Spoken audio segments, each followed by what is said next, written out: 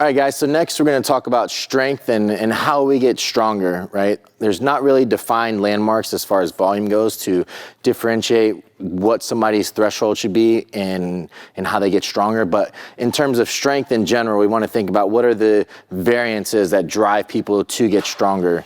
And a recent study in 2017 by Balshaw et al. Looked at some of the covariances that drive strength. And what they found, and this is up for debate, so this is more of a conceptual idea here, is that neural drive made up about 30.6% of someone's ability to increase their strength. Hypertrophy, they found right around that 16% mark, but some of the other research has been shown to have a 0 to 18% variance in your ability of hypertrophy to drive strength. And then where their starting strength was made up about 10.6. So there's 40% of variance of where strength comes from that we're just not sure of because we haven't done the research on it. Some people seem to think that it could be from the myofibular muscles maybe contracting a little bit harder or having more calcium within those sarcomeres so that they can produce in harder contractions, muscle contractile force. So it may be more inside the myofibular than it is the growth of hypertrophy.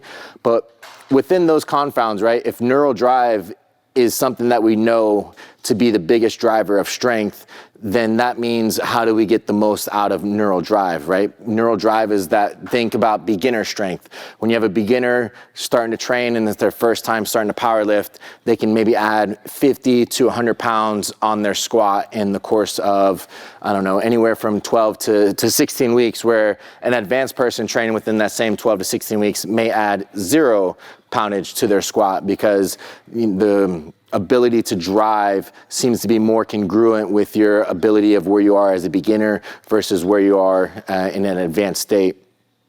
So if that's the biggest driver, we're going to think, okay, well, how can we use neural drive to get as strong as possible? And that's going to be done through specificity. Specificity of movement is going to allow us to get as strong as humanly possible. And if you look at the research, they've compared squat everyday programs for 30 days a week or 30 days within the month against a regular periodized program, and specificity reigns supreme, and that's mostly due to neural drive and also skill acquisition of the movement, right? Understanding that in our domain of sport, we know exactly how we need to lift. We know we have to squat. We know we have to bench. We know we have to deadlift. So if we can practice those movements as much as possible, then that's going to drive the neural plasticity, the neural capabilities to get as strong as we can.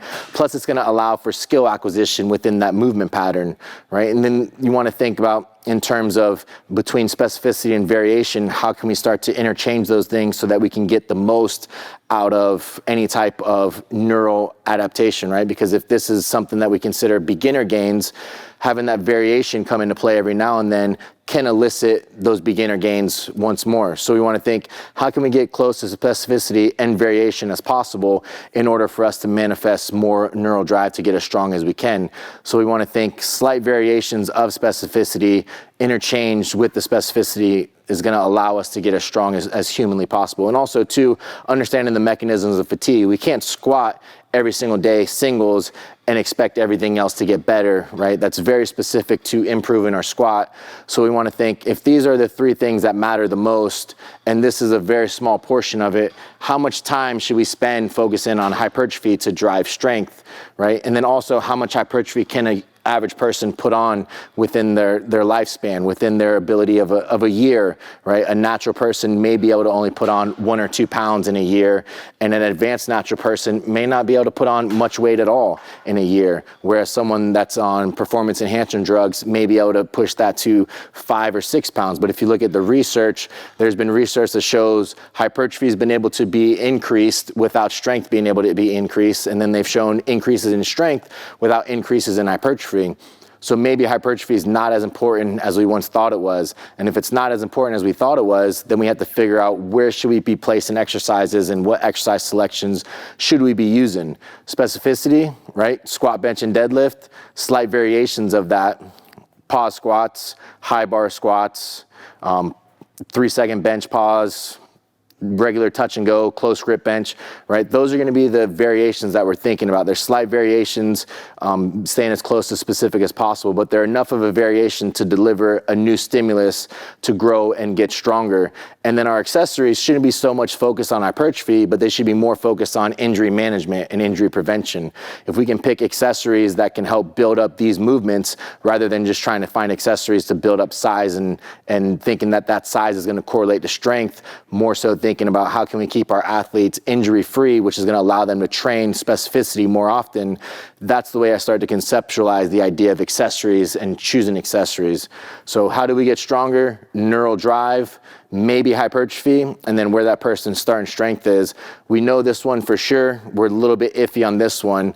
So we need to focus on what we know for sure. And that's going to be built through specificity of movement, singles, practicing the movement, singles periodically throughout the year, trying to keep the movement in as much as possible, and then variations to allow for maybe some alleviation of those movement patterns in terms of not maybe being so externally rotated in a squat, in a low bar squat, allowing you to have a high bar squat, but still be very close to that as a drive-in confounder of how we actually get stronger.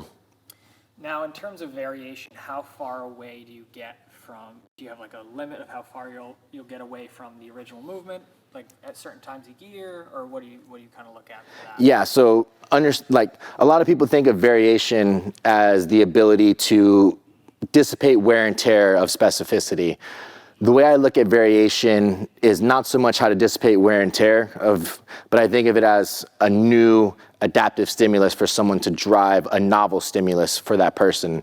But I still want it to be as specific as possible, because if we start to get into that domain of maybe like a safety squat bar with chains and you're doing sets of 6 to 8, you're really starting to fare away from that specificity side. So then we're starting to get closer to hypertrophy being the driver as neural drive being the driver, right? If this is only going to give us maybe 2% improvements, but this can give us 30, I'm going to focus a lot more on that. So the variation needs to be as close to specificity as possible.